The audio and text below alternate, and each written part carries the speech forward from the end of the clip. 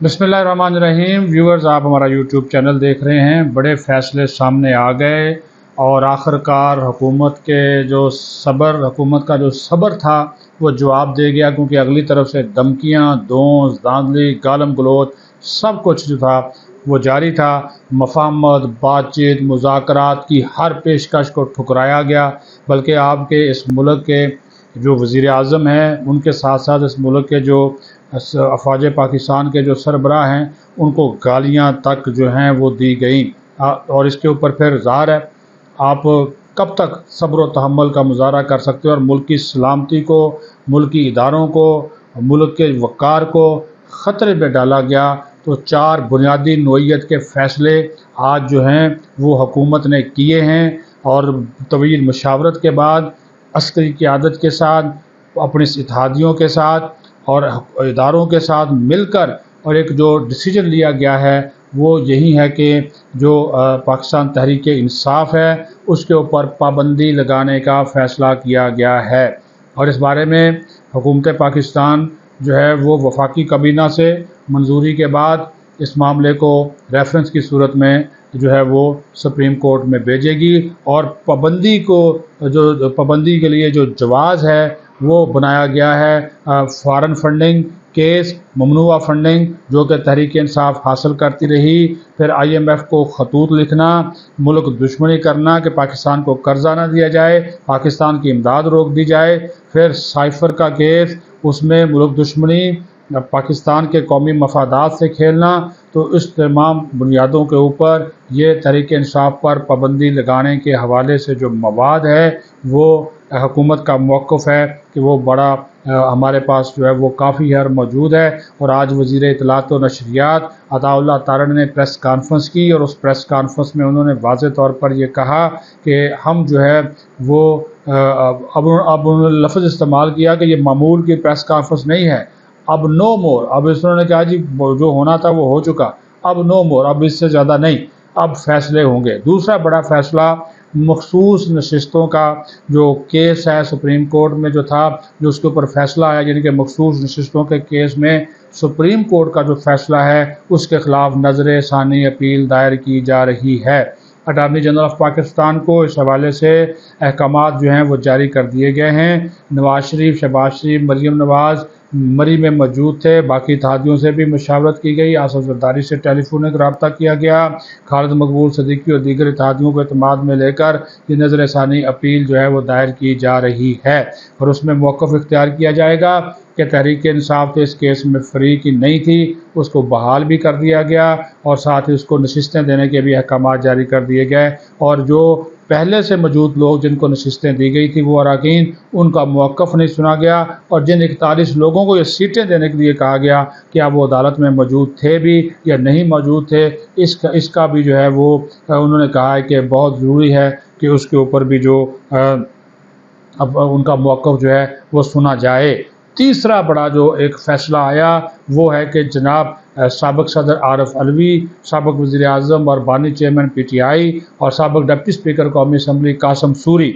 इनके ख़िलाफ़ आर्टिकल 6 के तहत यानी कि गद्दारी का मुकदमा इनके ख़िलाफ़ चलाया जाएगा। कि इन तीनों ने जब कौमी असम्बली को तोड़ने के, कौमी असम्बली में अदम एतमाद की जो तहरीक आ रही थी उसको रोकने के लिए गैर आइनी तरीका इस्तेमाल किया, और तहरीक अदम एतमाद जमा होने के बाद इन्होंने कौमी असम्बली को न सिर्फ तहलील कर दिया बल्कि जो अदम एतमाद की तहरीक थी उस पर वोटिंग भी नहीं होने दी। तो उस बुनियाद के ऊपर उनके ख़िलाफ़ आर्टिकल 6 का मुकदमा इन तीनों शख्सियात के ख़िलाफ़ जो है वो कायम करने का फ़ैसला किया गया है। चौथा बड़ा फ़ैसला वो बैरून मुल्क मुकीम उन पाकिस्तानियों के हवाले से है, उन यूथियाज़ के लिए है, उन तहरीक इंसाफ के सपोर्टर्स के लिए है जो मुल्क दुश्मनी में मुलव्वस हैं, रियासत के ख़िलाफ़ सरगर्मियों में मुलव्वस हैं, बाहर बैठकर पाकिस्तान मुखालिफ एजेंडा परवान चढ़ा रहे हैं, यहूदी लॉबी का हिस्सा हैं, गैर मुल्की फ़ंडिंग करते हैं, ममनुआ फ़ंडिंग करते हैं,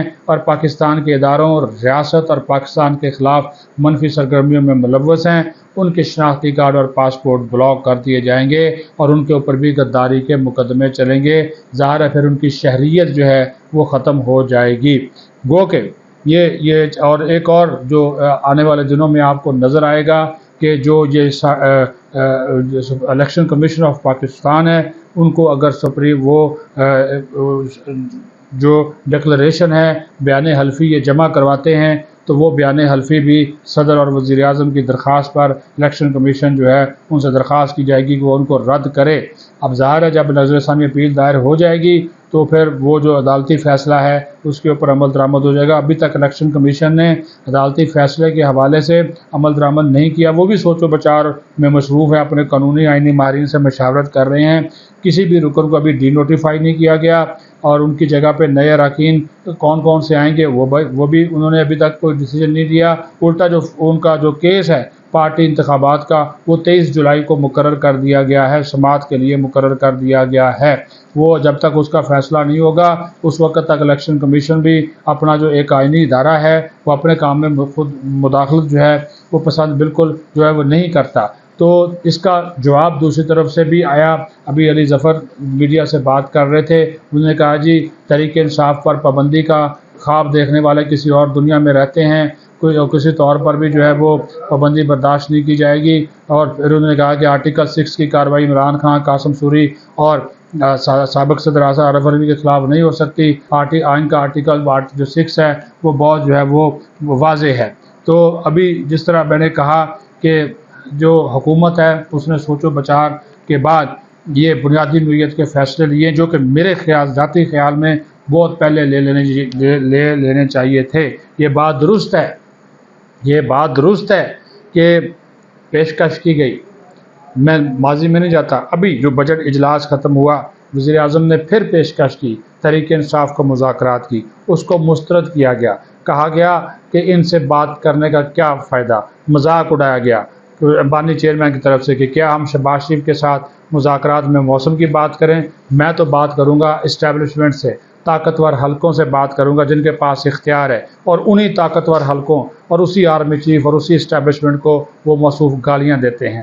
کل جو انہوں نے مغلظات بکے ہیں میڈیا سے گفتگو میں، جو آپ کی عسکری قیادت کے بارے میں کہا ہے وہ ناقابل بیاں ہے۔ وہ چلیں ٹھیک ہے ذاتیات، لیکن ہر وہ موقع آصف زرداری نے مفاہمت کی بات کی، مذاکرات کی بات کی، ان کی بھی مذاکرات کی بات کو پھینک دیا گیا، ٹال دیا گیا۔ لیکن ایک فیصلہ حکومت نے کیا ہے، یہ بنیادی لیکن ریاست اور ملک سب سے اہم ہوتا ہے۔ لیکن تحریک انصاف والے وہ کہتے ہیں جی ہم حکومت میں ہیں، عمران خان وزیر اعظم ہے تو پاکستان ہے، اگر یہ نہیں ہے تو پھر خدا نخواستہ پاکستان نہیں ہے، پھر پاکستان خدا نخواستہ ٹوٹ جائے، بھاڑ میں جائے، اس قسم کے الفاظ استعمال کرتے ہیں۔ سوشل میڈیا اٹھا کر دیکھ لیں، گندی گالیاں، الزامات،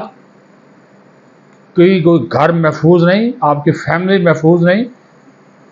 عدالتیں قانون اور انصاف کے تقاضوں کے مطابق چلنے کی بجائے جب سوشل میڈیا کو سامنے رکھتے ہوئے فیصلے کریں تو کیا بنے، کیا نتیجہ سامنے آئے؟ یہ وہ والا حال ہے، یہ وہ والی صورتحال بن گئی، وہ والے معاملات بن گئے، اس کے اوپر بندہ کیا بات کرے کہ آپ نے کوئی رستہ چھوڑا ہی نہیں۔ لیکن میں کہتا ہوں کہ حکومت نے اس معاملے میں دیر کی، بہت پہلے یہ ڈیسیجن لے لیتے۔ جب 9 مئی ہوا تھا پھر انہوں نے خطوط لکھنے شروع کیے IMF کو کہ پاکستان کو قرضہ نہ دے، پھر سائفر والا معاملہ سامنے آ گیا،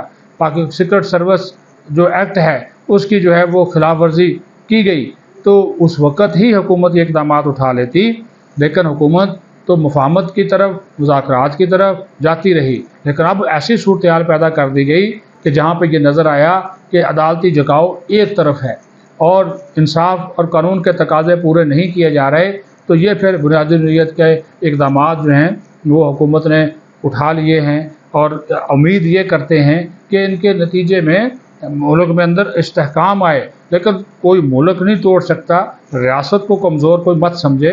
پاکستان انشاءاللہ تعالیٰ قائم و دائم رہے گا۔ لیکن یہ کہ میں حکومت میں ہوں تو سب ٹھیک ہے، اور میں جرم کروں، گناہ کروں، مجھے سب معافی ہے، اور باقی جو ہے وہ پھر میں دیکھ لوں گا، میں گریبان پکڑوں گا، میں ایسا کروں گا، وہ چور ہے، وہ ڈاکو ہے، یہ سلسلہ نہیں چلنے والا۔ آئین اور قانون اگر سب کے لیے ہے تو پھر سب کو اس کے اوپر عمل درآمد کرنا ہے، اور اگر آپ اس عمل درآمد کو نہیں کریں گے، اس کو یقینی نہیں بنائیں گے، تو پھر یہ ٹکراؤ، یہ تضادات، یہ ملک کے اندر جو اس وقت بغیر یقینی کی صورتحال ہے یہ مزید جو ہے وہ پنپے گی۔ بہرحال یہ ایک حکومت کا فیصلہ، حکومت نے 4 بنیادی نوعیت کے فیصلے کیے ہیں، امید کرتے ہیں کہ ان کے اوپر عمل درآمد بھی ہوگا اور اس سے جو ہے وہ پھر ایک سیاسی استحکام بھی آئے گا، اور جو ملک کے خلاف بات کرے گا، پاکستان کے خلاف بات کرے گا، ان کے حوالے سے ایسے اقدامات اٹھائے جانا بہت ضروری ہیں۔ پاکستان زندہ باد۔